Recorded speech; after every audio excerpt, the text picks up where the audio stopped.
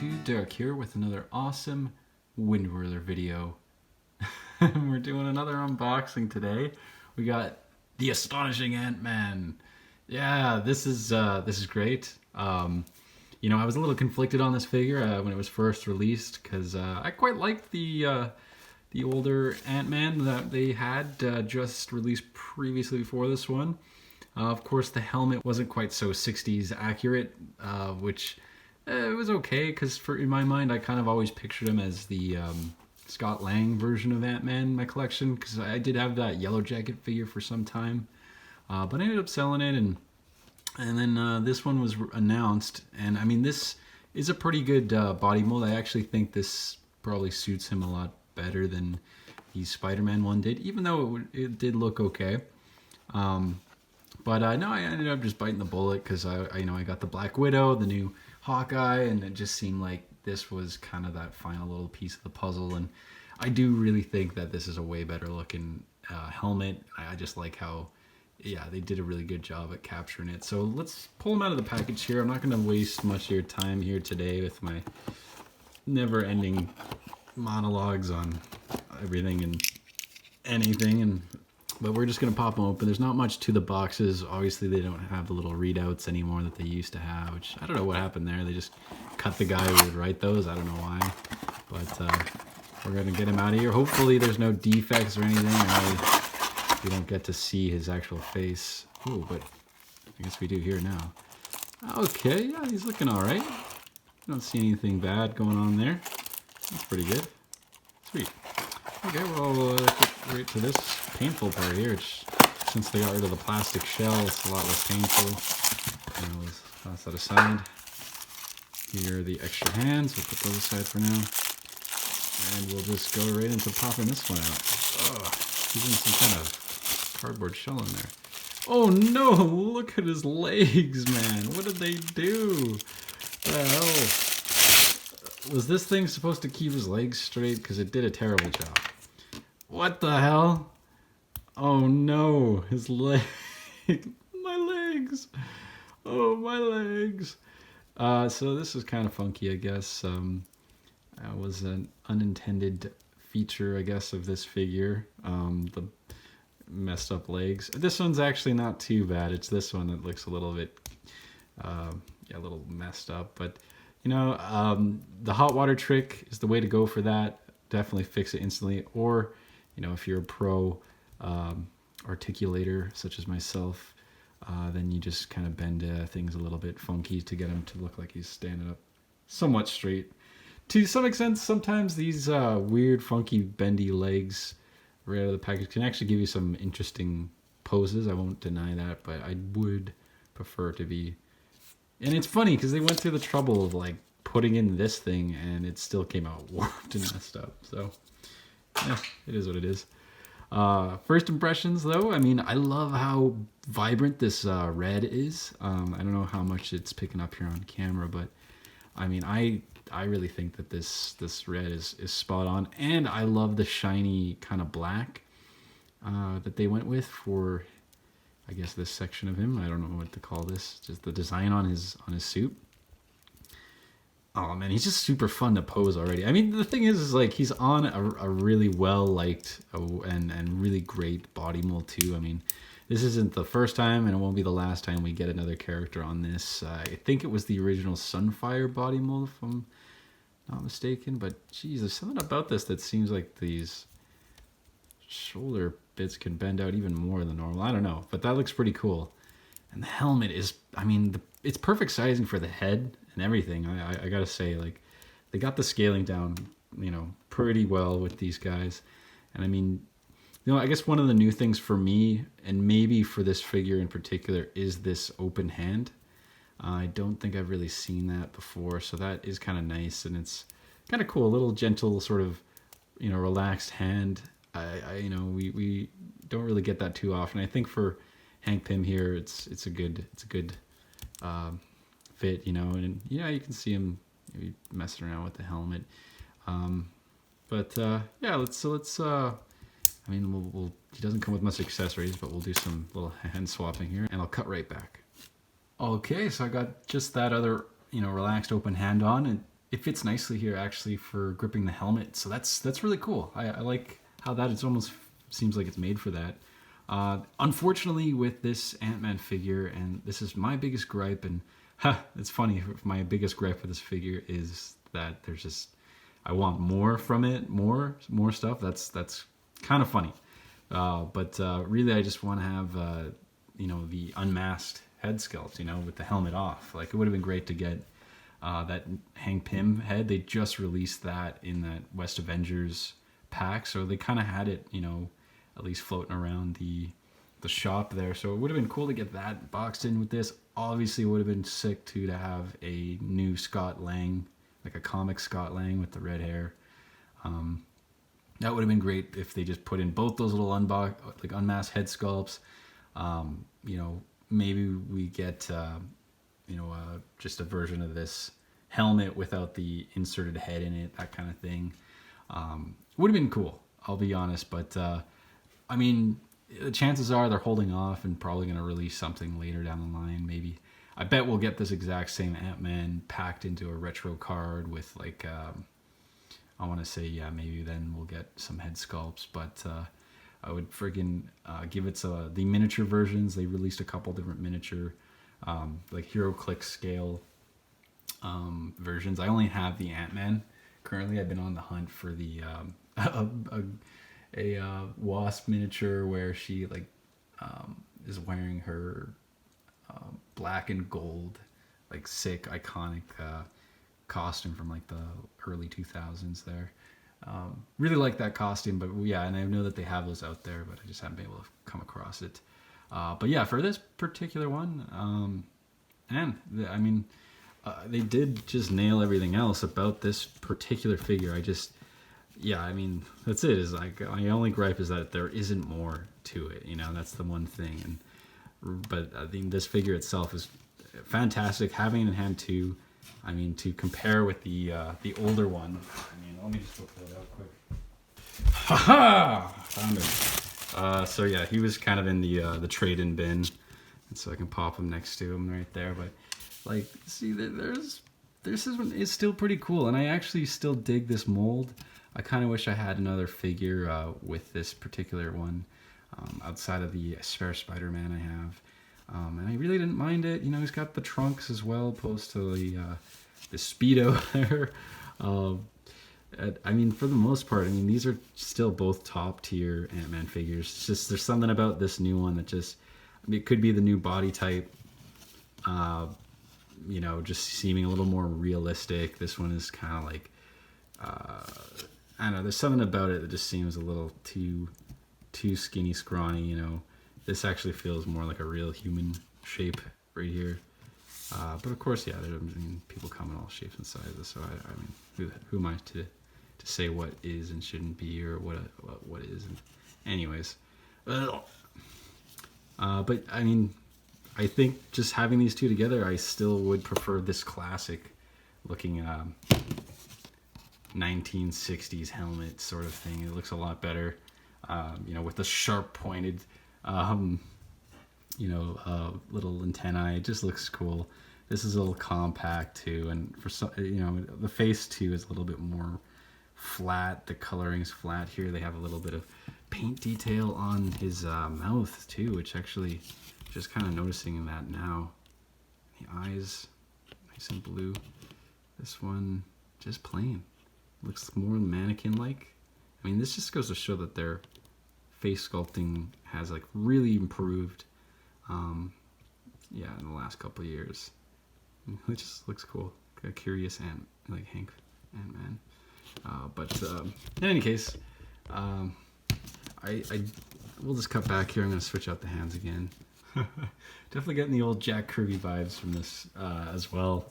Just just very classic looking costume. It's nice, it's clean, and I'm surprised they've done so much variations on it since, because a lot of these costumes are really well designed, just off the initial bat, and it seems like for some reason Marvel just feels like they constantly need to revamp, reintroduce, redesign these characters, and it's some of these costumes are just they're supposed to be timeless, right?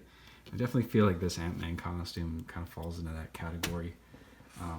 They don't need to overcomplicate things, and I feel like that's sort of where things are at right now. And I mean, there's probably pressure for them to like, we got to have a new costume design so we can sell new toys for this new costume and yada yada yada. And like, I'm sure we're also getting like, yeah, sell new comics with a new run. And it's just, there was a time it felt like when a character, if they got a new costume, like it was kind of a huge deal and a whole new sort of era for that character. And like when Spider-Man has the symbiote costume for the first time, it was like shifting things like crazy, you know?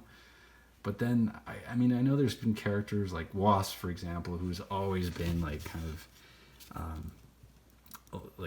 constantly changing their costume. Rogue is another character like that who doesn't have as much of that set iconic look, and it's a little bit more wishy-washy a little bit. There's some characters that, like, you know, Cap in the Star Spangled costume, and I mean, that just, they do just stick around, you know, and they always tend to come back to that kind of thing. So yeah, it's just cool to remark on, think about how these costumes get designed. Oh man, it's cool having this classic Avengers set up here. You know, I'm guaranteed that we are going to probably get this exact figure in gold at some point, and I'm going to be totally honest, I'm going to might have to get that figure. It's just it would look sick to have the gold version here. We would really complete it. And I know that they're putting out finally a classic first appearance Wasp, and that is huge because I think, oh man, it's just, there's some figures that I feel like we've been waiting for a long time. Like Angel is definitely one that was, you know, a huge character that they're finally putting out. This classic Wasp 2 does complete this sort of early Avengers, but no, I mean, this alone looks really, really cool. And I mean, this silver suit is a nice complementary as well to the first appearance scene. I do have the Gray Hulk, which, I mean, it'd be cool to kind of switch that out for this green one, I'm sure, but he's a little packed away right now, so I don't really feel like grabbing him. So fortunately, we missed out on that in this video. If you want to watch my Gray Hulk unboxing, that's one of my classics. I guess I'll have a link to it somewhere. But yeah, I'm just missing classic Wasp for this. Really, it'd be the best thing. I do have my, this is my current Wasp. Hey, that looks cool though.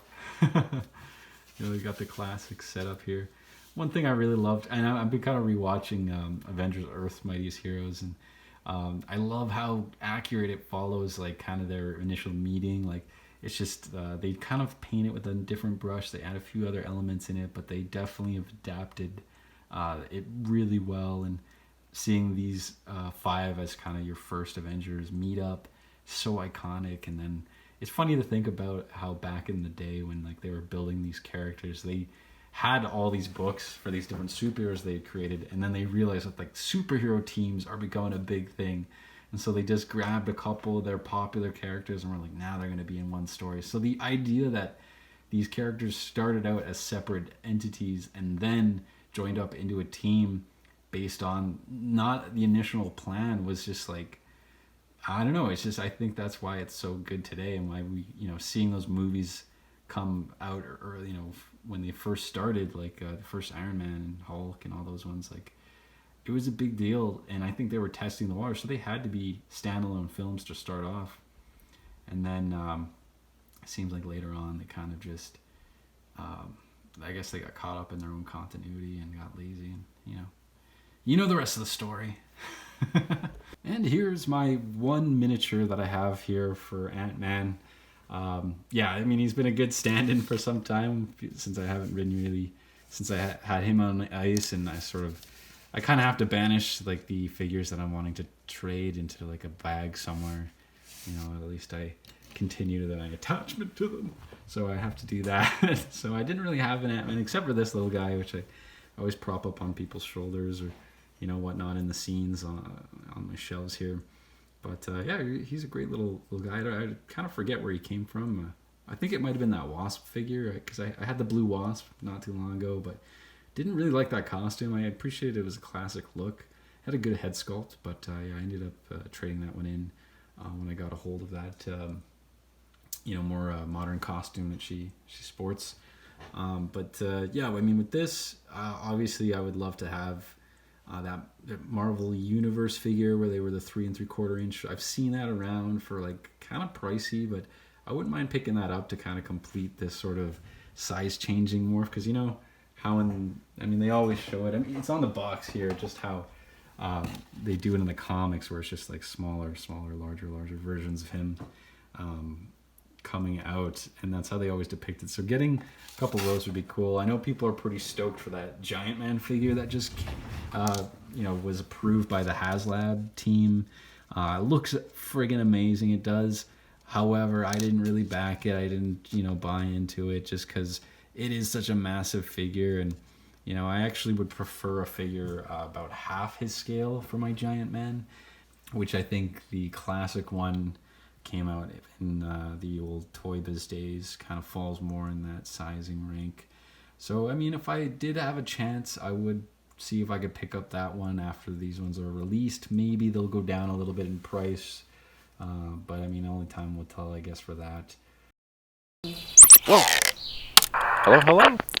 Hey, buddy. Okay, gang, I had to try this out.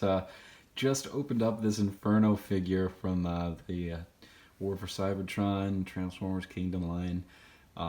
Basically, obviously, it's based off of Beast Wars Inferno, so it's a great figure. And you know what? Its little ant form here is kind of a perfect scaling here to have Ant-Man kind of, sort of straddle right on top of it. Maybe this is a way to get around. It's almost tempting for me to want to just get multiple versions of Inferno just to have a little army of ants for him to kind of mess around with. And these are like super articulated ants.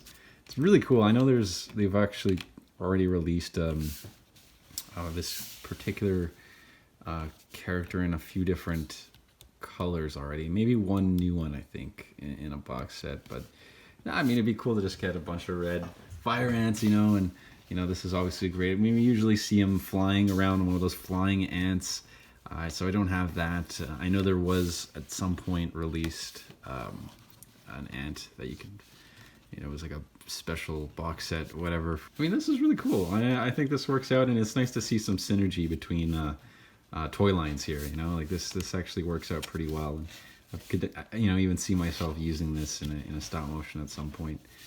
This really looks cool together, and if you ended up getting one, then it definitely works. Some of those Beast Wars figures are, they're actually pretty decent beast forms that you can kind of pair with some of these figures, and the scaling works out pretty decently for some of them.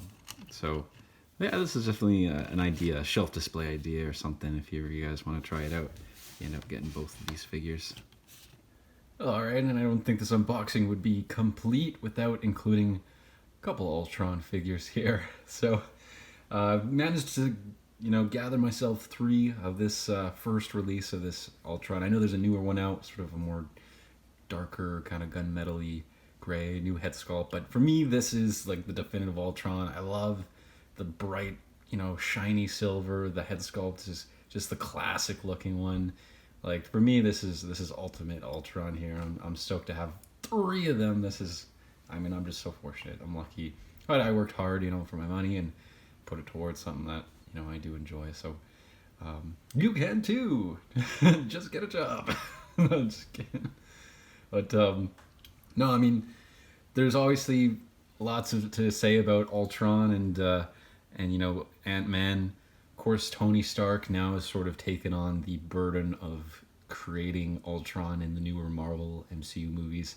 And of course, Bruce Banner has a little bit of a hand in it too, like at least the newer stuff. And so, I mean, I kind of missed a little bit of the, having Hank Pym as kind of part of that. I was sort of hoping they would maybe base some of the design of Ultron off of maybe some of like Hank Pym's work in Universe MCU, so he'd have some kind of tie towards Ultron. But they never really did that kind of connection, which it is what it is. I mean, the way MCU's set up, it makes sense for Iron Man to kind of be the head on it. And from what we know, I mean, at least in some of the adaptations I've seen, we've gotten like Avengers Earth's Mightiest Heroes had actually Iron Man actually had Iron Man and Ant-Man sort of work together to design Ultron. So there is a little bit of him in it, which is like mixing. It's because the thing is Ultron, I think, needs to be remembered as an Avengers problem. It was created by the Avengers. I think a lot of newer comics kind of like misinterpret this and sort of put the blame on Hank Pym. And I think if you guys read Age of Ultron, like the comic book that the name was taken from for the movies, it's a bit of a mess, I'll be honest. But there is a great final issue for it, and it just basically goes through like Hank Pym's life and sort of how he came about creating Ultron, and like you get sort of this uh, it's a Wonderful Life kind of story beat where he sees how the Marvel universe would have played out if he never existed, if he died. With him, he's a founding member of the Avengers, so he's kind of absent from there. The Avengers don't end up getting created. There's all this fallout that happens from it, and it's just like I for to put the full blame onto him for Ultron, I think is a little bit it's a little too much. Like, I mean, he designed a lot of it, but I mean, Iron Man, he weaponized it. I mean, it was the Avengers that kind of pushed him towards making it this kind of Guardian thing. I know to some extent maybe there's some lore I'm missing here. If there is, please go in the comments below and kind of give me some Silver era tips on what's going on. I've read some early Avengers, like the first volume, the Epic Collection, but I know that a better interpretation, at least for Ultron, is that it is an Avengers problem. It's not just Hank Pym to blame for it. And I think with having Tony Stark and the Bruce Banner being kind of involved in the MCU, like we can kind of give like the Ant-Man a little bit of a break here. Another thing too, like just Earth's Mightiest Heroes has such a fantastic depiction of Ant-Man and like how he is this pacifist, this scientist, creator. He doesn't have much of the stomach for the fighting and stuff, but eventually he breaks, and he sees that it's a necessity to get out there, and that's where he comes up with the yellow jacket. Like Earth's Mightiest Heroes once, like time and time again, just adapted all the comic points so well, and we're just like so fortunate to actually have that series, even though it was 2 seasons, only short lived, so much more potential. Of course, they could always go back, make some new episodes. Obviously, we're seeing that with 90s X-Men, but I mean, I don't have much hope for it because it seems like Marvel is a little bit out to lunch with all their properties and sort of seem to be like unfocused on the vision of everything, and they obviously have to push the message, it's critical trick would say, and so you're getting a lot of weird shit, and just for some reason, just bad storytelling lately, and I'm just hoping that things will clear up. We'll see some good stuff eventually out of Marvel again.